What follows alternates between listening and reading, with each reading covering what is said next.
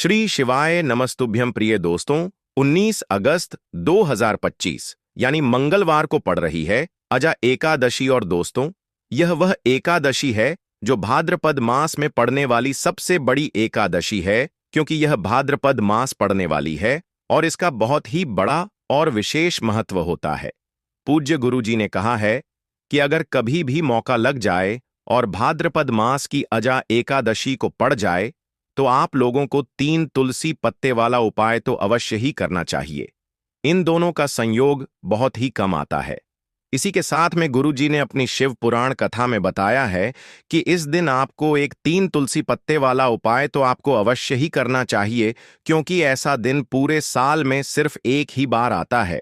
और दोस्तों, आप सभी लोग जानते हो कि मंगलवार का अगर सबसे बड़ा कोई उपाय है तो वह 3 तुलसी पत्ते वाला उपाय तो दोस्तों भाद्रपद मास की अजा एकादशी के दिन आप लोगों को इस 3 तुलसी पत्ते वाला उपाय को जरूर करना है। बहुत सारे लोग होंगे जिन लोगों ने इस उपाय को ना किया हो, मतलब पूरा साल निकल गया, उन्होंने किसी भी दिन इस 3 तुलसी पत्ते वाला उपाय को ना किया हो। पर दोस्तों, आपके पास एक आखिरी मौका बचा हुआ है, जो कि 19 अगस्त 2025 भाद्रपद मास की मंगलवार के दिन है। इस दिन आप लोगों को इस वाले उपाय को जरूर कर लेना है। भले ही आपने पूरे महीने भर इस उपाय को ना किया हो, पर अगर आपने इस भाद्रपद मास के नवमी के दिन अगर इस वाले उपाय को कर लिया तो आपको इस उपाय को करने का वह फल मिलेगा जिसकी आपने कभी कल्पना भी नहीं करी होगी। इसीलिए आप लोग इस वाले उपाय को एक बार जरूर कर लेना है, ताकि आप लोगों के हाथ से यह मौका न जा सके और आपको इस उपाय को करने का फल मिल सके। दोस्तों, यह उपाय पंडित जी ने अपनी अभी की ही श्री शिव महापुराण की कथा में बताया है। जी, इस उपाय को आज हम आपको बहुत अच्छे से समझाने वाले हैं। इस वीडियो को देखने के बाद इस उपाय को समझने के लिए आपको कोई और वीडियो को देखने की जरूरत नहीं पड़ेगी। तो चलिए दोस्तों, उपाय को शुरू करते हैं। देखिए, यह इस भाद्रपद मास के नवमी के दिन यह इतना खास होता है, इतना महत्वपूर्ण होता है। देखा गया है कभी कभी बड़े बड़े पूजा पाठ अनुष्ठान से जो मनोकामना पूर्ण नहीं होते, वह भाद्रपद मास की नवमी के दिन एक छोटे से उपाय करने से ही आपकी मनोकामना पूर्ण हो जाती है। और बहुत सारे लोगों ने इस उपाय को किया भी है और उनको इस उपाय को करने का फल भी जरूर मिला है। अगर आप लोग भी इस उपाय को करना चाहते हैं तो आप इस उपाय को पहले अच्छे से समझ लेना, सुन लेना, उसके बाद करना। आपको इस उपाय का फल जरूर मिलेगा। और इस उपाय को कर लेने से आपके घर में चाहे किसी भी प्रकार की दुख और समस्या क्यों ना चल रही हो, आपको उसका कारण भी नहीं पता है कि भाई यह समस्या किस कारण से चल रही है। उसका कुछ भी कारण हो सकता है, जैसे पितृदोष हो सकता है या किसी भी तरह का मंगल दोष भी हो सकता है। तो इस दिन आप लोगों को यह वाला उपाय कर लेना है। ये एक ऐसा उपाय है जिस उपाय को अगर किसी विशेष दिन पर किया जाए तो भाई उस विशेष दिन का जो है वह तो हमें मिलता ही मिलता है। पर हमने उस दिन पर इस उपाय को किया है तो हमें उससे भी बड़ा फल मिलता है, और फल बहुत जल्दी मिलता है, क्योंकि आप इस उपाय को बहुत ही बड़े और विशेष दिन पर कर रहे हो। तो चलिए अब उपाय के बारे में बात करते हैं, लेकिन उससे पहले आप लोगों को यह जानना आवश्यक है कि आखिर यह उपाय किस समय करना है, किसको करना है और कैसे करना है। तो चलिए हम आगे आपको वीडियो में एक एक करके बता देते हैं। लेकिन उससे पहले अगर आप लोग हमारे चैनल पर पहली बार आए हैं या फिर मेरी आवाज आज पहली बार सुन रहे हैं, तो हमारे चैनल को सब्सक्राइब जरूर कर लेना और इस वीडियो को लाइक करके कमेंट बॉक्स में श्री शिवाय नमस्तुभयम ओम नमः शिवाय जरूर टाइप कर देना। तो दोस्तों, इस 3 तुलसी पत्ते वाला उपाय को हमें इस भाद्रपद मास की नवमी के दिन कैसे करना है, किसको करना है, किस समय करना है और कहां पर करना है, ये सारे सवालों के जवाब आपको इस वीडियो में मिल जाएंगे। और जो यह वीडियो देखेगा भाई, उसको 3 तुलसी पत्ते वाला उपाय जरूर करना चाहिए, क्योंकि इस दिन तुलसी पत्ते का भी बहुत ही बड़ा और विशेष महत्व होता है। आ जाए 3 तुलसी पत्ते वाला उपाय की, तो यह सोने पर सुहागा वाली बात हो जाती है और यह एक बहुत ही बड़ा उपाय हो जाता है इस भाद्रपद मास की मंगलवार का। तो अब दोस्तों, इस 3 तुलसी पत्ते वाला उपाय को आखिर करना किसको है, सबसे पहले हम लोग वह बात जान लेते हैं। तो देखो, घर की जो बड़ी माताएं बहनें होती हैं, उन माताओं बहनों में से कोई भी एक बड़ी माता बहन इस वाले उपाय को कर सकती है। और दोस्तों, अगर आप चाहे तो अपने घर में से सभी सदस्यों को भी इस उपाय को करवा सकते हैं। अगर किसी व्यक्ति की खुद की कोई मनोकामना है, खुद की कोई दुख और परेशानी है जो कि वह अपने लिए ही करना चाहता है, इस वाले उपाय को तो वह खुद अपने लिए भी कर सकता है। बाकी अगर कोई घर में से ऐसा है जो कि अपने पूरे घर परिवार की सुख और शांति के लिए यह वाला उपाय करना चाहता है, तो भाई वह भी कर सकता है। उसमें भी कोई दिक्कत वाली बात नहीं है। कहने का मतलब यह है कि इस उपाय को हर एक सदस्य भी कर सकता है और पूरे घर परिवार के सदस्य के लिए घर की बड़ी माताओं बहनों में से कोई एक माता बहन भी कर सकती है। माताएं बहनें अगर घर में उपस्थित ना हो या वह यह वाला उपाय ना कर पा रही हो, तो फिर घर का कोई बड़ा सदस्य भी इस 3 तुलसी पत्ते वाला उपाय को कर सकता है, चाहे फिर वह पुरुष ही क्यों ना हो। उसमें कोई भी दिक्कत वाली बात नहीं है। उसके बाद में दोस्तों जो अगला प्रश्न निकल कर आता है वह यह आता है इस उपाय को लेकर कि आखिर इस उपाय को हमें किस समय करना है, सुबह के समय करना है कि शाम के समय करना है। तो देखो, इस वाले उपाय को आप लोग सुबह के समय भी कर सकते हो और शाम के समय प्रदोष काल में भी कर सकते हो। अब अगर आप पूछो कि भाई सबसे उत्तम समय कौन रहेगा इस 3 तुलसी पत्ते वाला उपाय को करने का, तो हम आपसे बस यही कहेंगे कि इस उपाय को आप सुबह के समय करेंगे तो ज्यादा बेहतर होगा। बाकी अगर प्रदोष काल शाम के समय भी करेंगे तो भी अच्छा होगा, उसमें कोई भी दिक्कत वाली बात नहीं है।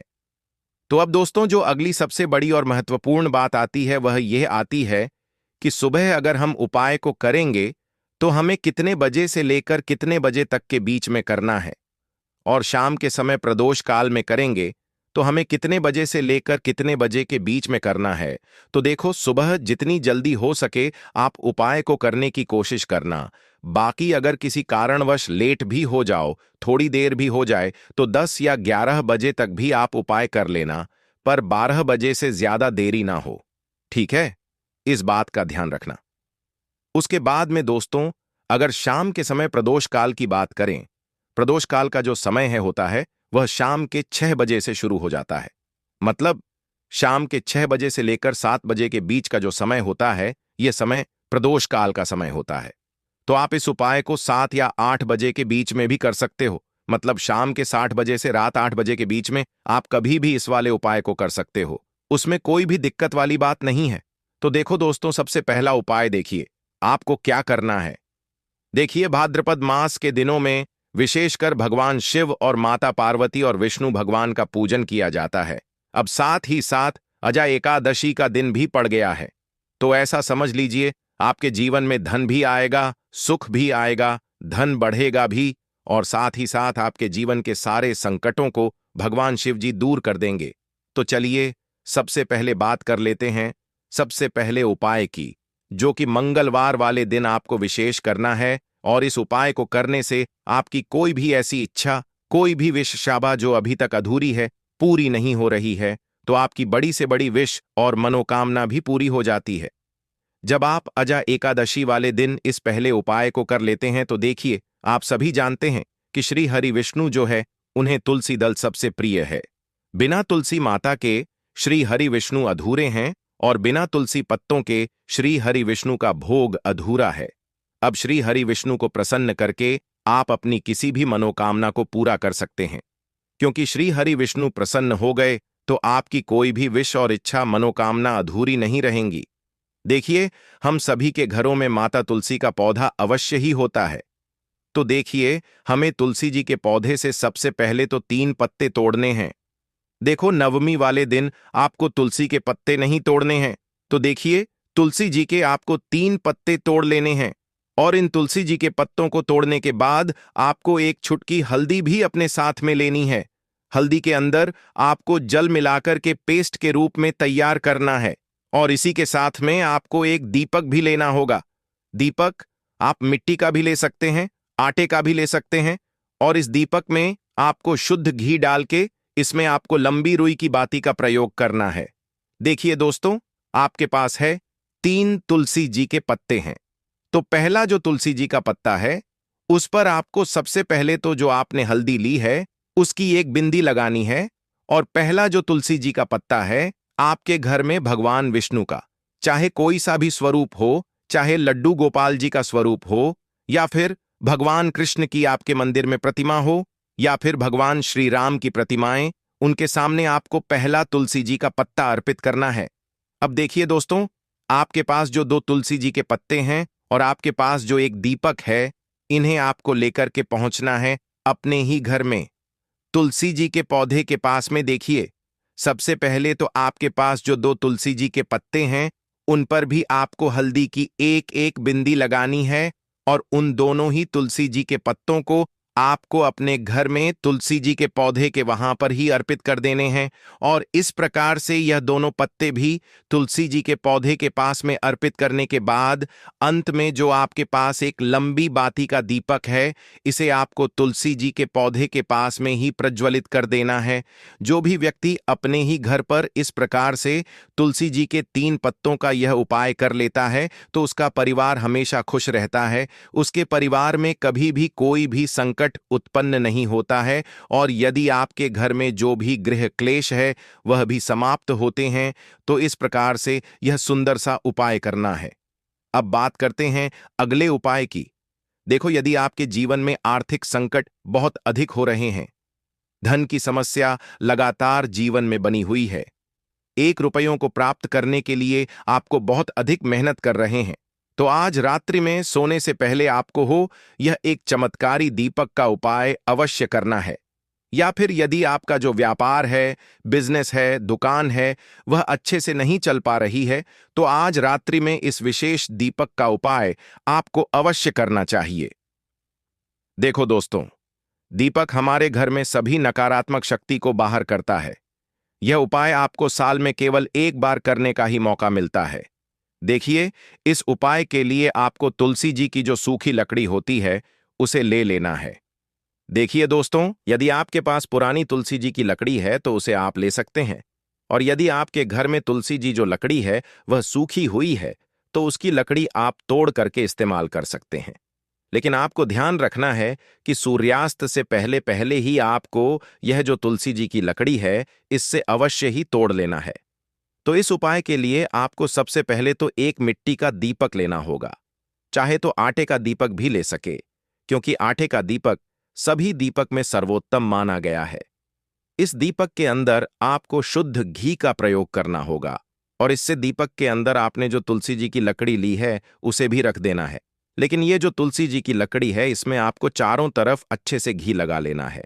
देखिए, गुरु जी ने बताया है कि जो तुलसी जी की लकड़ी है, यदि आप उपाय करते हैं और बहुत ही शीघ्रता से जल जाती है, तो इसके लिए आपको एक कार्य करना है। आपको थोड़ी सी रुई ले लेनी है और उस रुई को आपने जो तुलसी जी की लकड़ी ली है उस पर अच्छे से चारों तरफ लपेट देनी है। तुलसी जी की लकड़ी के ऊपर रुई लपेटने के बाद इसे आपको पूरा घी के अंदर डुबो लेना है। अब इसे आपको बाती के रूप में प्रयोग करना है। अब दोस्तों, इस दीपक को आपको प्रज्वलित कहाँ करना है? तो इस दीपक को आपको या तो भगवान विष्णु के सामने प्रज्वलित करना होगा, या फिर आपको भगवान श्री राम के सामने प्रज्वलित करना होगा, या फिर भगवान कृष्ण के सामने, यानी कि भगवान विष्णु के जो भी अवतार हैं उनके सामने आप यह दीपक प्रज्वलित कर सकते हैं। या फिर आप इस दीपक को माता तुलसी जी के सामने भी प्रज्वलित कर सकते हैं। पूज्य गुरु जी ने बताया है कि जो भी व्यक्ति इस प्रकार से तुलसी जी की डंडी से यह दीपदान कर देता है, उसके जीवन में कभी भी धन की समस्या नहीं होती है। इसीलिए आपको यह पूरे साल में केवल 1 बार ही मौका मिलता है। इस उपाय को करके देखना, आपकी सभी इच्छाएं जरूर पूर्ण होंगी। यह जो उपाय है, रात्रि में सोने से पहले करना है। यह उपाय करते सर्वश्रेष्ठ होने वाला है। देखिए, इस उपाय के लिए आपको मात्र 5 हरे मूंग के दाने ले लेना है। देखिए, एकादशी है और यह मंगलवार के दिन पड़ रही है, इसीलिए आपको 5 हरे मूंग के दाने लेना है। हरे मूंग के दाने आपको साबुत लेने हैं, खंडित नहीं होने चाहिए।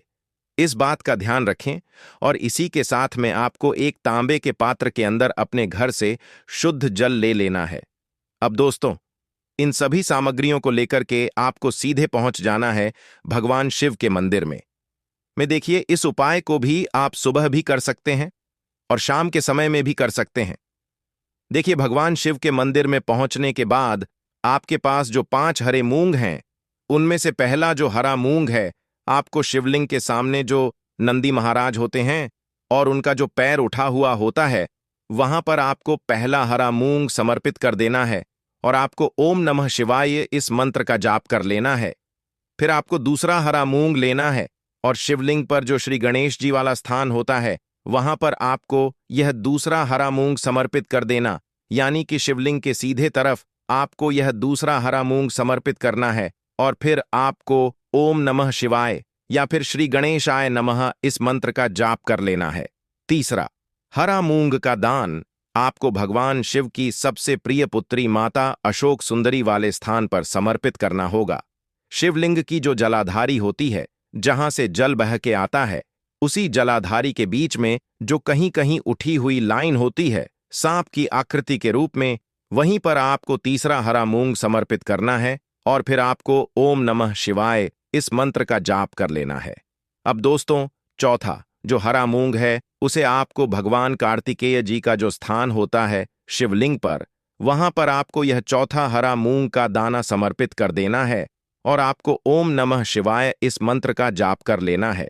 अब दोस्तों, आपके पास जो पांचवा और अंतिम हरा मूंग बचा हुआ है उसे जल के पात्र के अंदर डाल देना है और इस हरे मूंग से युक्त जल से आपको भगवान शिव के शिवलिंग का अभिषेक कर देना है। धीरे धीरे समर्पित करते जाना है और लगातार आपको शिव महापुराण के मूल मंत्र श्री शिवाय नमस्तुभ्यम इस मंत्र का जाप करते रहना है। फिर आपको शिवलिंग के सामने बैठकर, यदि आप अपने बच्चों के लिए यह उपाय कर रहे हैं, यदि आप अपने बच्चों की बुद्धि ज्ञान और विवेक के लिए उपाय कर रहे हैं, तो उसके लिए आपको प्रार्थना कर लेनी है, या फिर व्यापार में वृद्धि करने के लिए यह उपाय कर रहे हैं तो उसकी कामना करते हुए आपको प्रार्थना कर लेनी है, या फिर अपनी नौकरी के लिए कर रहे हैं, या फिर अपने इंटरव्यू के लिए, या फिर धन की प्राप्ति के लिए कर रहे हैं। जिस भी कामना के लिए आप उपाय कर रहे हैं उसे परिपूर्ण करने के लिए आपको महादेव से प्रार्थना कर लेनी है और फिर आपको वापस अपने घर आ जाना है। पूज्य गुरुजी ने कहा है कि जो भी व्यक्ति इस उपाय को कर लेता है तो यकीन मानिए आपके जीवन की जो सारे संकट, कष्ट और बाधाएं हैं वह सभी समाप्त होंगे। अब हम बात करते हैं तीसरे विशेष उपाय।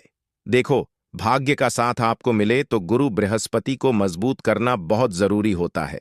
इसीलिए पूज्य गुरुदेव ने एक बहुत ही सुंदर सा उपाय बताया था, जो कि है पीले चावल का थोड़े से अक्षत लेना, चावल लेना।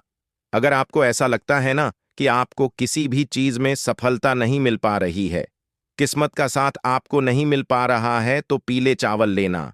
पीले चावल कैसे करोगे? 11 माह की या चावल लेना, साबुत उसके अंदर जो पीला चंदन है वह आपको मिला देना है और चावल को पीला रंग कर देना है। ठीक है, साथ में लेना है दोस्तों